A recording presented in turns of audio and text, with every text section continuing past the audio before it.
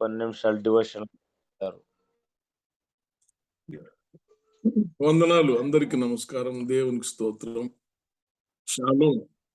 Shalom. మంచిది. దేవుని వాక్యములో నుండి నాకు ఇవ్వబడినటువంటి అవకాశాన్ని బట్టి నేను కమిటీ వారికి, బ్రదర్ పాల్ గారికి వందనాలు, నడిపిస్తున్నటువంటి సోదరుడు మనోహర్ గారికి వందనాలు.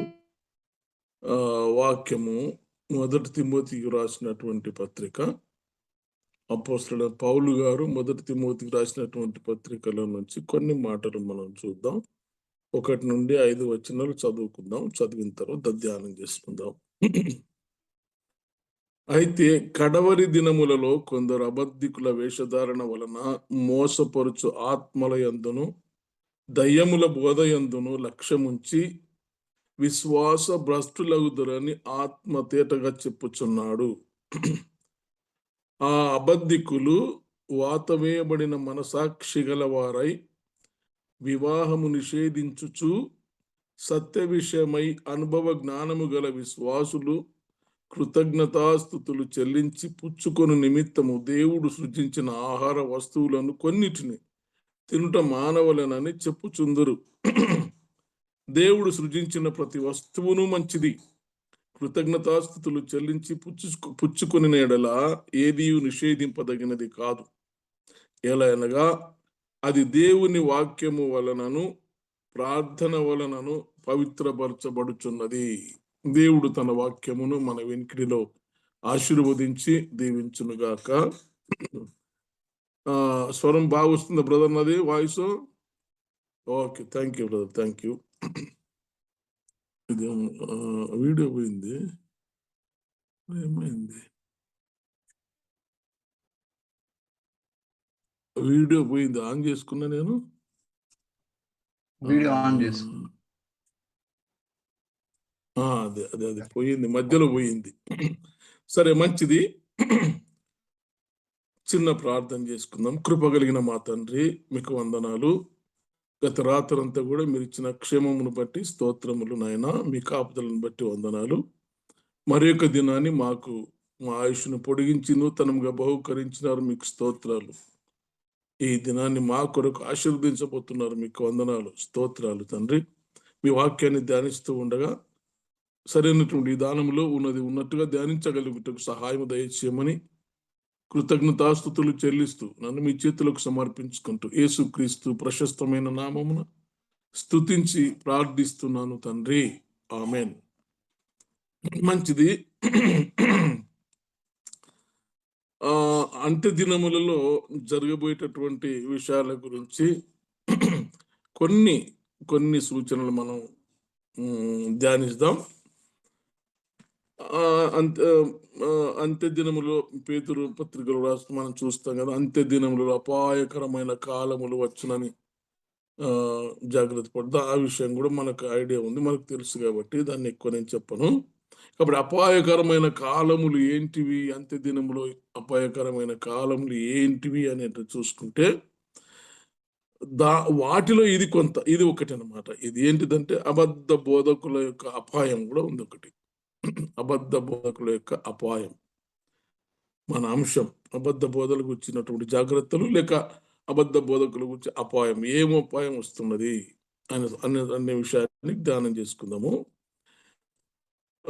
మొదటి 2 వచనాల్లో చూస్తే, అయితే కడవరి దినములలో కొందరు అబద్ధికుల వేషధారణ వలన మోసపరచు ఆత్మల యందును దయ్యముల బోధ యందును లక్ష్యముంచి విశ్వాస భ్రష్టులగుదురని ఆత్మ తేటగా.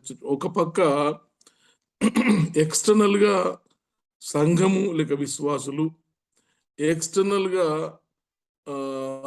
దెబ్బతింటారు. ఇది ఇంటర్నల్ ప్రాబ్లం అనమాట. ఇది ఇంటర్నల్ ప్రాబ్లం. ఇది ఎక్స్టర్నల్ ఏమో మనకు ఎక్కడ వాక్యం చెప్పడానికి వీలు లేకుండా హింసల పాలవుతారు అనేటటువంటిది అపాయకరమైన కాలములు బయట ఉన్నాయి. ఇది ఇంటర్నల్ ప్రాబ్లం ఏంటిదంటే విశ్వాస భ్రష్టులగుదురు అనే మాటకు నేను దాని మీద ధ్యానం చేస్తున్నాను. విశ్వాస భ్రష్టులగుదురు. ఆత్మ తేటగా చెప్పుచున్నాడు, పరిశుద్ధాత్మ దేవుడు తేటగా బయలుపరుస్తూ ఉన్నాడు. విశ్వాసులు భ్రష్టత్వానికి లోనవుతారు. తమ యొక్క నిజమైనటువంటి విశ్వాసాన్ని తమకు తెలియకుండానే విశ్వాసాన్ని పక్కకు తొలగేటటువంటి అవకాశాలు ఉన్నాయనేటటువంటి సత్యాన్ని మనం గుర్తెరగాలి ఇక్కడ. దీంట్లో అంత్య దినాల్లో యేసు క్రీస్తునందలి వ్యక్తిగత విశ్వాసం నుండి పడిపోవడం అనేది జరుగుతుంది. దీనికి లేఖన సత్యానికి దూరం కావడం అనేది కూడా ఒక మొదటి పాయింట్ అనమాట. లేఖన సత్యానికి దూరం అవుతాము, తర్వాత విశ్వాసం నుండి పక్కకు తప్పిపోతాము. ఇప్పుడు మనం గమనించవచ్చు ఈజీగా సంఘాలలో పరిస్థితులు ఎలాగున్నవి, విశ్వాసులలో ఉన్నటువంటి పరిస్థితి ఎలాగున్నది ఇప్పుడు మనం ఈజీగా గుర్తించగలుగుతాం. అయితే దీంట్లో ఒక 4 ఎందుకు విశ్వాస భ్రష్టులు అవుతారు, విశ్వాసులు లేక క్రైస్తవులు ఎందుకు విశ్వాస భ్రష్టులు అవుతారు అనేది మనం ఒకసారి ఆలోచన చేద్దాం. ఇదేమన్నా కొద్దిగా పైకి పెట్టుకుందా, ఇట్లా పెట్టుకుందా, ఒక్క నిమిషము.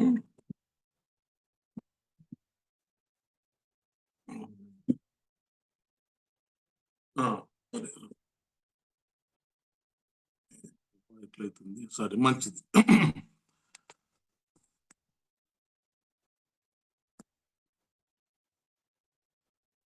ఇట్లా పెట్టుకుంటాలే, మంచిది. విశ్వాస భ్రష్టులు ఎట్లా అవుతారు అని అంటే, ఈ విశ్వాసులు ఈ క్రైస్తవ సంఘాల్లో మనకు తెలియకుండా మనం విశ్వాసం నుండి భ్రష్టత్వానికి ఎట్లా మారిపోతాం, దానికి కారణం ఏంటిది అని అంటే, పరిచారకులలో గొప్పవారు ఉంటారంట. గొప్పవారు పరిచారకులుగా పనిచేస్తూ ఉంటారు. ఎట్లా అంటే, గొప్ప వరాలు పొందిన వారు, దేవుని చేత బలముగా అభిషేకించబడిన వారు పరిచారకులుగా ఉంటారు. వాళ్ళను మనం నమ్ముతాం, ఎందుకంటే ఇంత గొప్పోళ్ళు కదా, అది తప్పు కాకుంటది అని మనం అనుకుంటామట. అనుకొని మనం విశ్వాసం నుండి తొలగిపోయే అవకాశము ఉన్నది.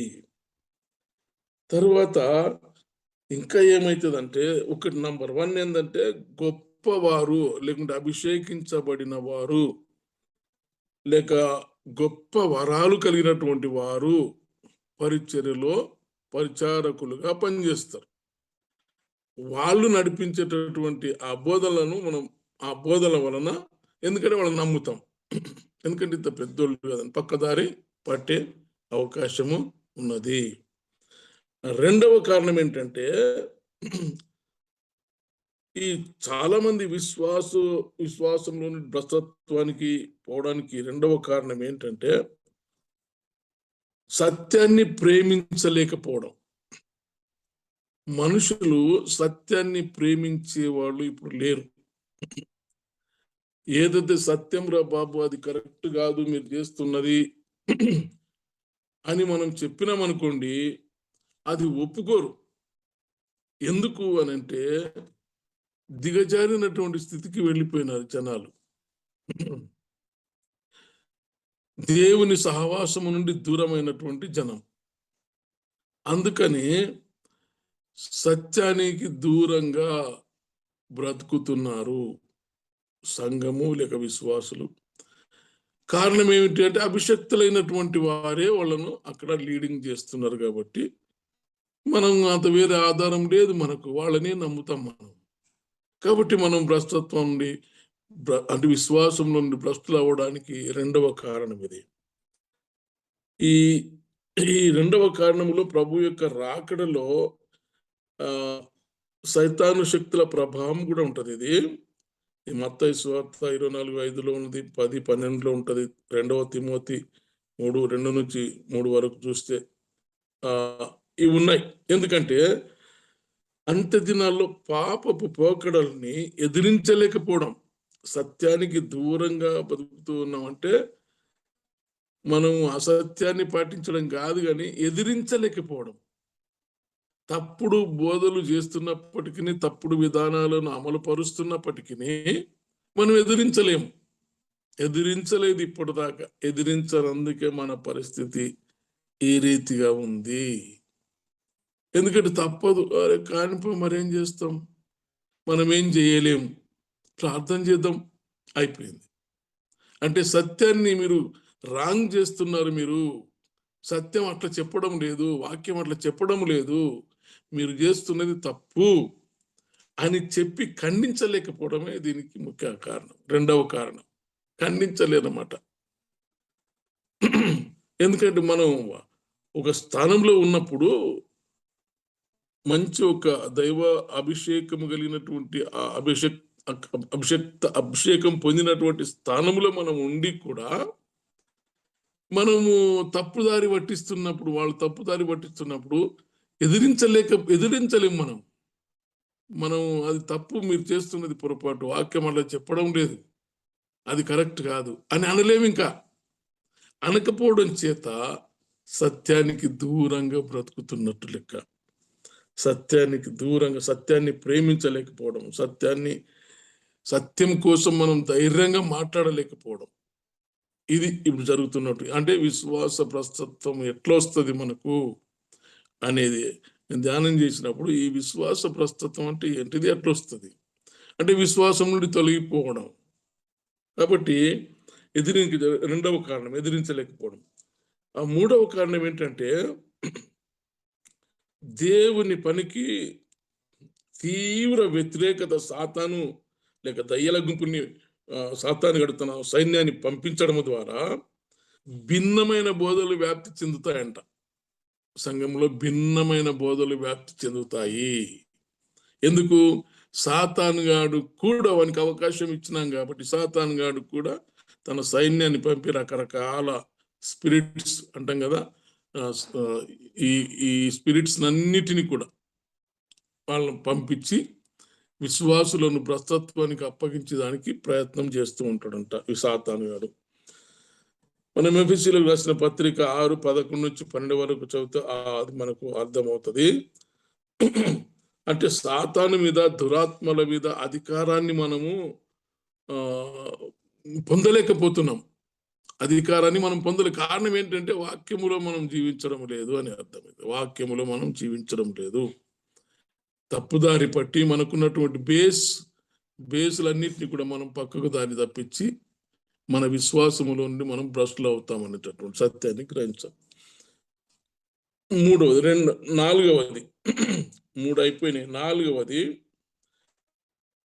అలాంటి మోసము నుండి విశ్వాసి భద్రంగా ఉండాలంటే దేవునికి, ఆయన వాక్యానికి పూర్ణ విధేయుడు అవ్వాలి, పూర్ణ విధేయత చూపించాలి.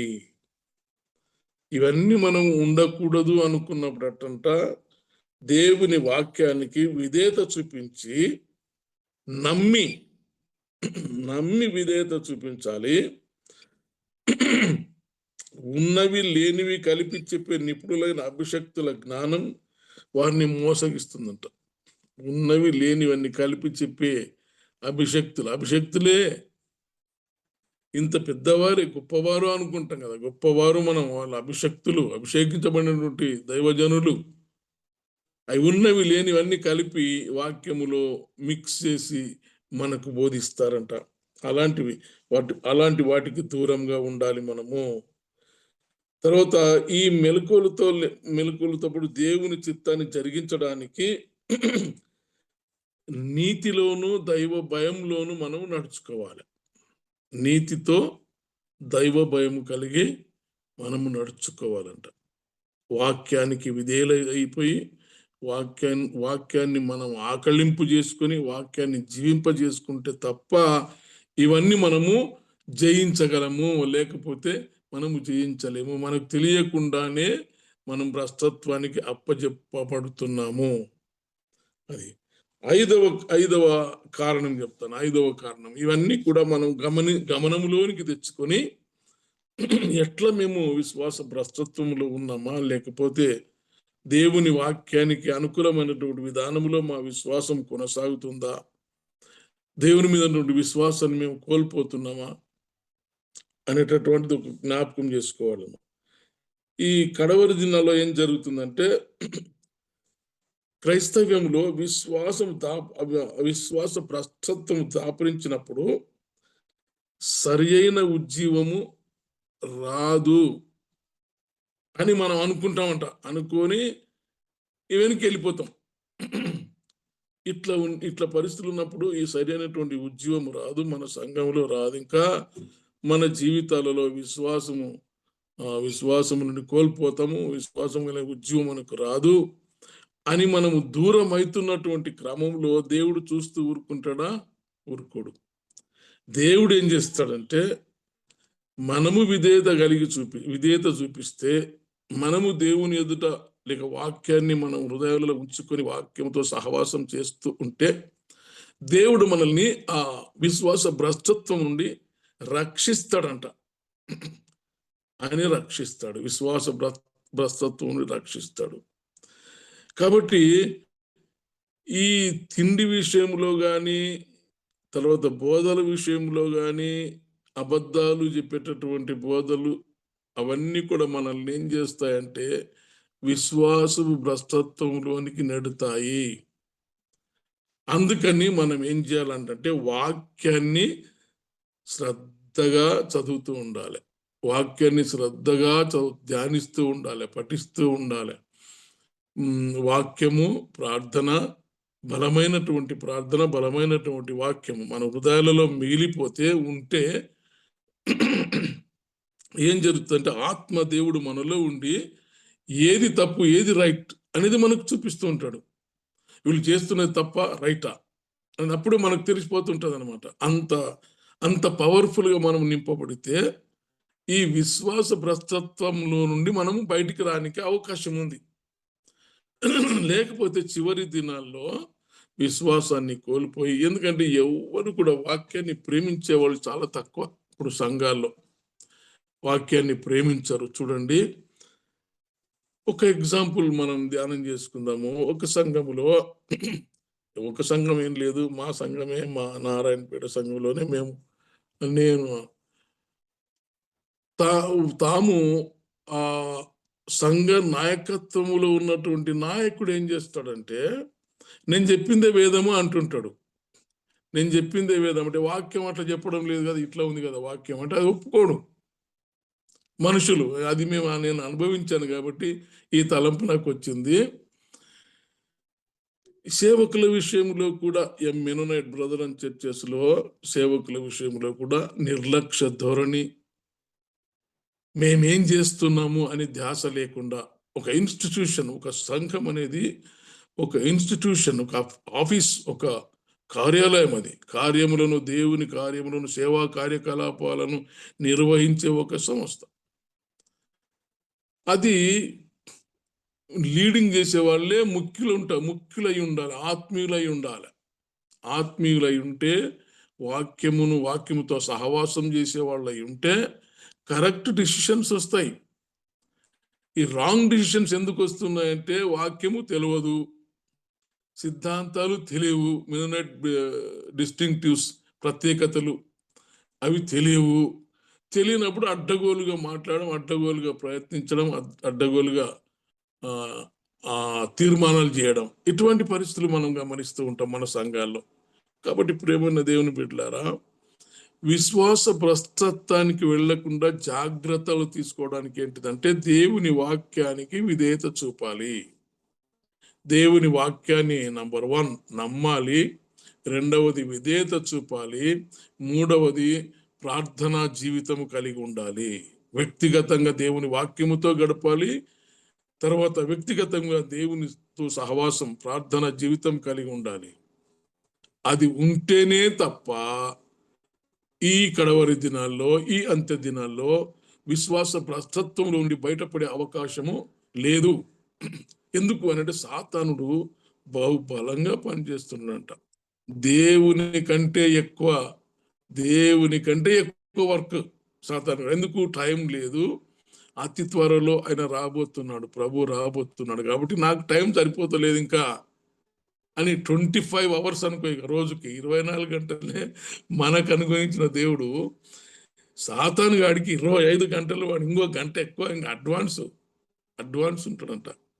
అందుకని ప్రియమైనటువంటి నాతోటి విశ్వాసులకు నేను జ్ఞాపకం చేసేది ఏంటంటే, వాక్య ధ్యానములో, వాక్య సహవాసములో గడపడము, ఆధ్యాత్మికమైనటువంటి చింతన కలిగి ఉండడము, ప్రార్థనా జీవితం, వ్యక్తిగతమైనటువంటి ప్రార్థనా జీవితం కలిగి ఉంటే మన విశ్వాస ప్రస్తత్వంలోనికి వెళ్లకుండా సత్యాన్ని ఉన్నది ఉన్నట్టుగా గ్రహించగలిగి, అసత్యము లేకుండా సత్యానికి వ్యతిరేకతలు జరుగుతున్నప్పుడు మనం ఎదిరించగలిగినటువంటి సత్యం అలా చెప్పడము లేదు అనే ధైర్యాన్ని మనం తెచ్చుకుంటాం. లేకుంటే మనకు విశ్వాస ప్రస్తత్వంలోకి వెళ్ళిపోతాం. కాబట్టి అట్లా కాకుండా ఈ కడవరి దినాల్లో మనల్ని మనం కాపాడుకొని, మన విశ్వాసాలను మనం నిలబెట్టుకొని, ప్రభు రాకడ వరకు మనం ఓపిక కలిగి ఎదురు చూసే బిడ్డలుగా మనల్ని దేవుడు ఆశీర్వదించి దీవించునుగాక. Amen. Thank you brother. Thank you very much.